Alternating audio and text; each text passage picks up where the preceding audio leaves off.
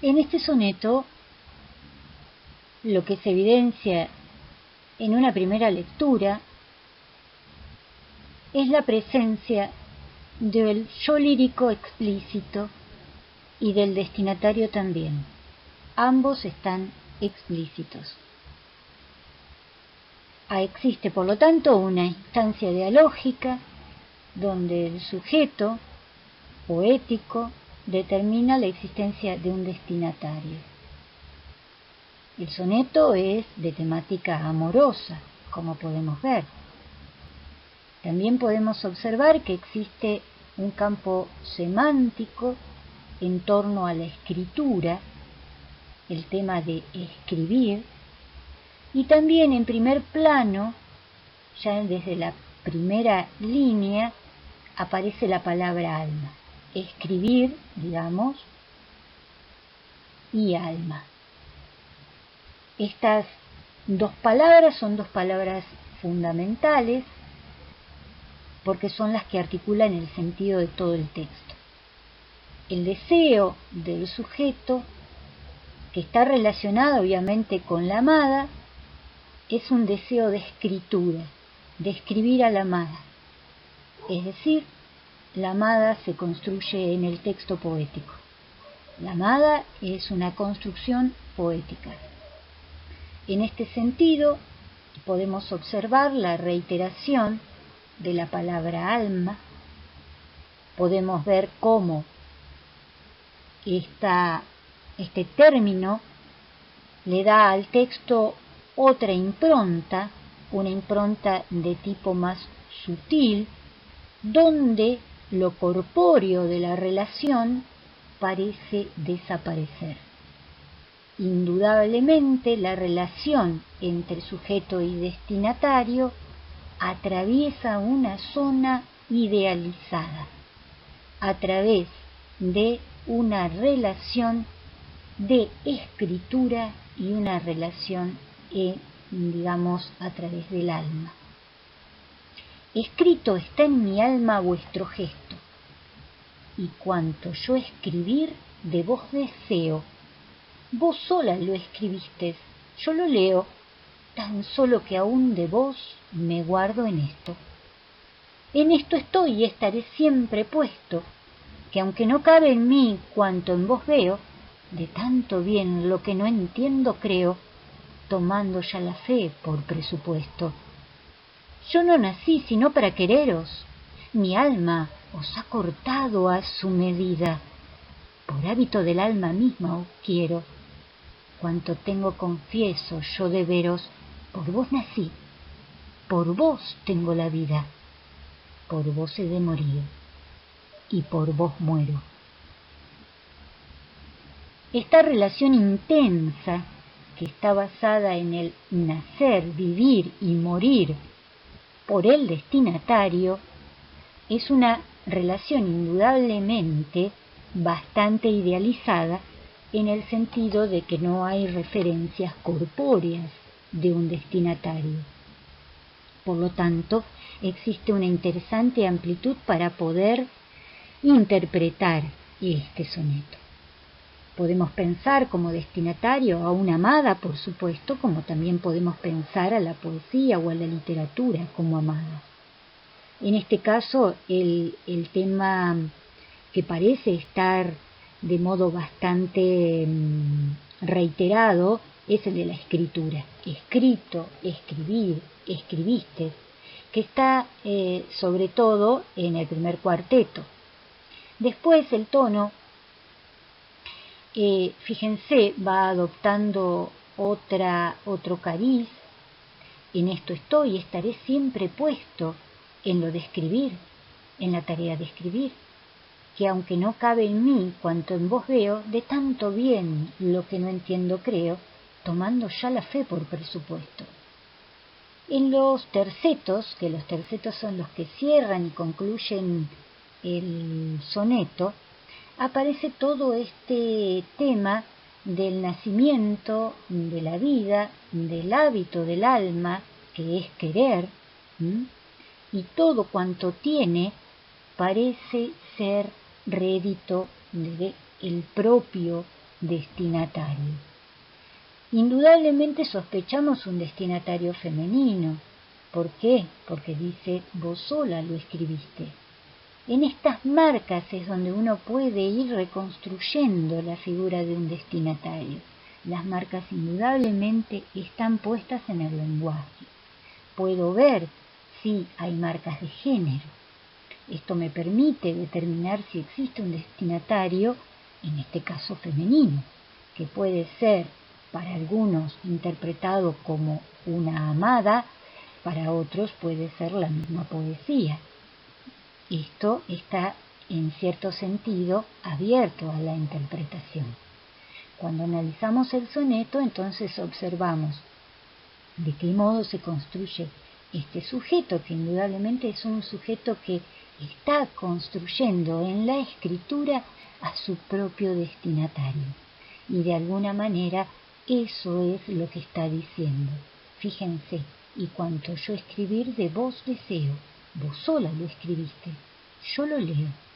Este sentido de escribir y leer permite observar la construcción que el propio sujeto realiza de su destinatario en la escritura misma.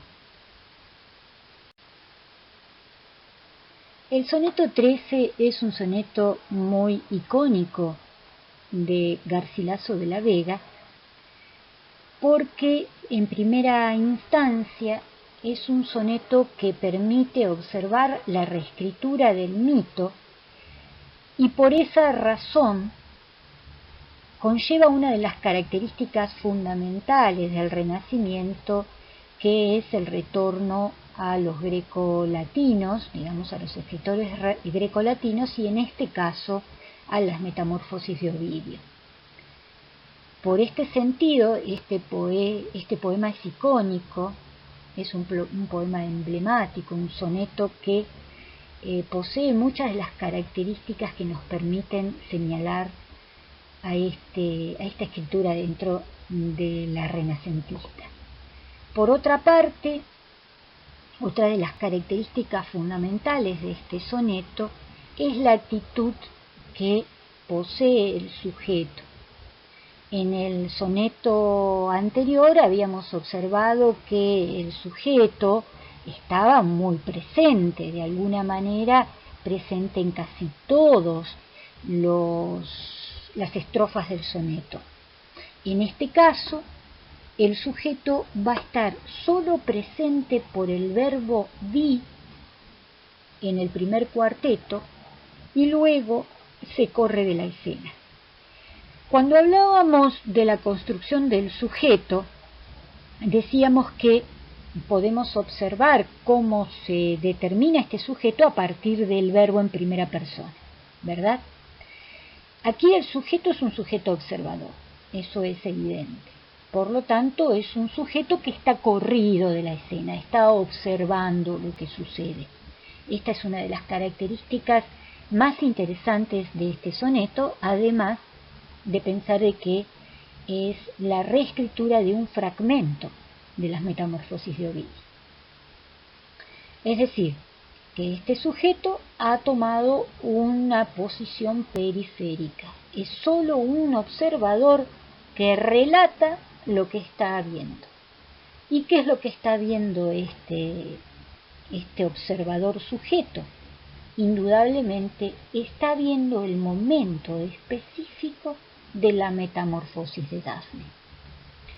Cuando analizamos este soneto, una de las primeras cosas que observamos es por qué, o nos preguntamos, es por qué Garcilaso selecciona de este mito de las Metamorfosis de Ovidio este segmento en particular.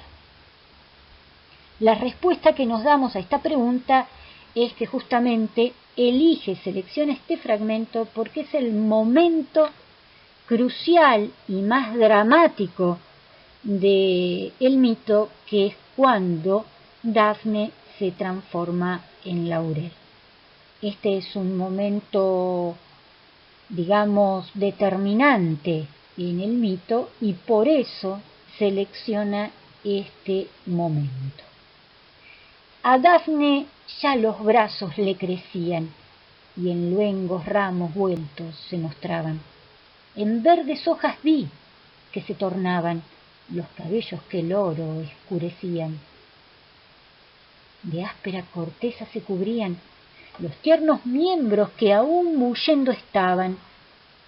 Los blancos pies en tierra se hincaban y en torcidas raíces se volvían.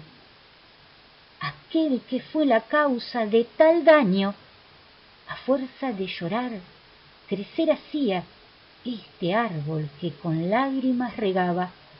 Oh miserable estado, oh mal tamaño, que con llorarla crezca cada día la causa y la razón por qué lloraba. Aquí hay un ausente muy presente, valga la paradoja. El ausente muy presente que no se nombra es Apolo. Apolo es quien persigue a Dafne, pero no es nombrado.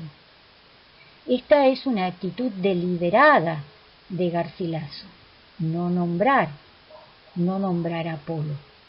Fíjense en los tercetos, en la última parte del soneto, el primer terceto, dice aquel que fue la causa de tal daño. Indudablemente hay una toma de postura en la reescritura del mito, porque aquel sujeto que nosotros vemos en el primer cuarteto, que es el vi, y que está relatando lo que sucede como si estuviese viendo al propio mito suceder, es el que señala de alguna manera quién es el culpable de la metamorfosis. Fíjense que aquí podemos ver cómo el sujeto toma partido por la víctima, y Dafne se transforma en víctima. Es decir, Dafne es la víctima del deseo de Apolo.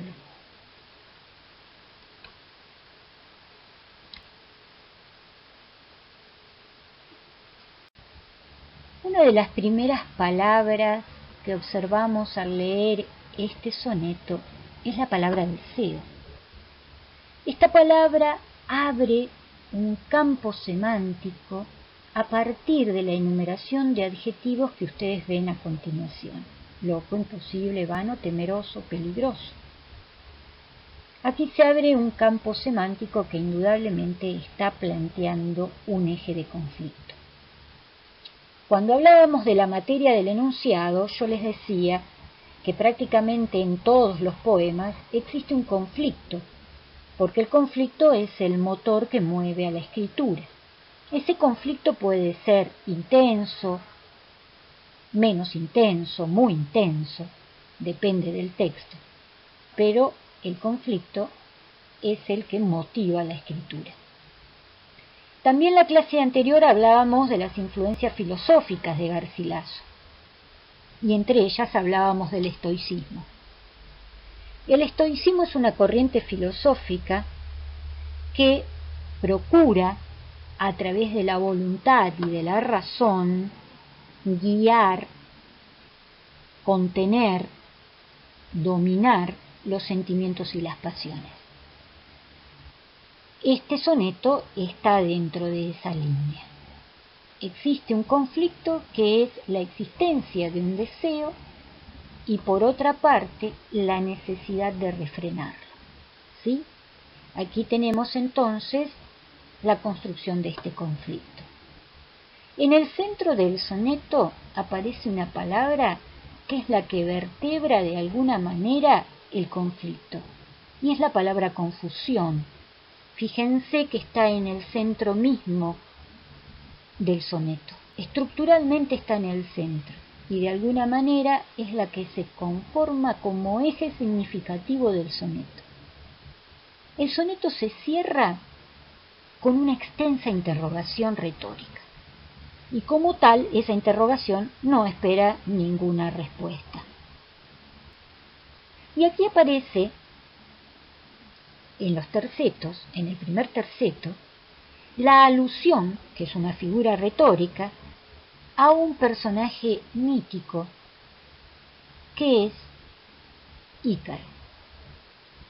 Como ustedes podrán ver, hablábamos en la clase anterior, el mito en Garcilaso no es un ornamento, sino que el mito se integra en su escritura como parte significativa, sustancial de lo que está trabajando en el soneto.